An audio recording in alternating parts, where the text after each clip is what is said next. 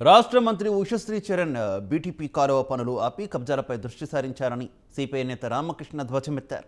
కళ్యాణదుర్గం శివారులోని బీటీపీ కాలువ పనులను అర్ధాంతరంగా ఆపిన ప్రాంతాన్ని సిపిఐ నాయకుల బృందం పరిశీలించింది. ఎన్నికలకు ముందు కళ్యాణదుర్గం ఎమ్మెల్యే మంత్రి ఉషశ్రీ చరణ్ 114 చెరువులకు నీరు అందిస్తామని ఆమె ఇచ్చి ప్రస్తుతం కబ్జాలపై దృష్టి సారించిందని అన్నారు. ముఖ్యమంత్రి జగన్ వచ్చే నెలలో ప్రవేశపెట్టబోయే బడ్జెట్లో నీటిపారుదల శాఖకు నిధులు కేటాయించాయి. అసంపూర్తిగా ఉన్న పనులను వెంటనే పూర్తి చేయాలంటూ డిమాండ్ చేశారు. దాదాపు 8 రోజుల పాటు పలాస వరకు జరుగుతుంది. అటు ఉత్తరాంధ్రలో ప్రాజెక్టులు, రాయలసీమ ప్రాజెక్టులు, పోలవరం ప్రాజెక్టు, ప్రకాశం జిల్లాకు జీవనాధారమైనటువంటి వెలుగొండ ప్రాజెక్టు, ఈ ప్రాజెక్టులన్నిటిపైన కూడా మేము పర్యటిస్తూ ఉన్నాం.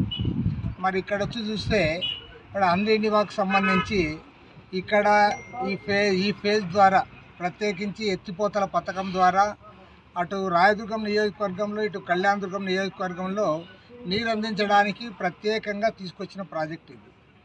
మరి ఇక్కడ 114 చెరువులకు నీళ్ళు ఇస్తామని చెప్పారు. బీటీ ప్రాజెక్టుకు కూడా ఇక్కడ నుంచి ఎత్తిపోతల ద్వారా నీరు అందిస్తామని చెప్పారు. మరి ఇవాళ మంత్రిగా ఉన్న మంత్రి పదవి కూడా వచ్చింది, చాలా సంతోషం ఆమెకు, ఉషశ్రీకి. మరి ఆమె ఎన్నికల్లో కూడా వాగ్దానం చేసింది, 4 ఏళ్ళు కావస్తుంది, పొద్దు వాలిపోయింది, ఇంకా దగ్గరకు వచ్చింది టైం కూడా దిగిపోయేకి. మరి ఇంకెప్పుడు ఈ కాలువల గురించి నువ్వు ఆలోచిస్తున్నావు?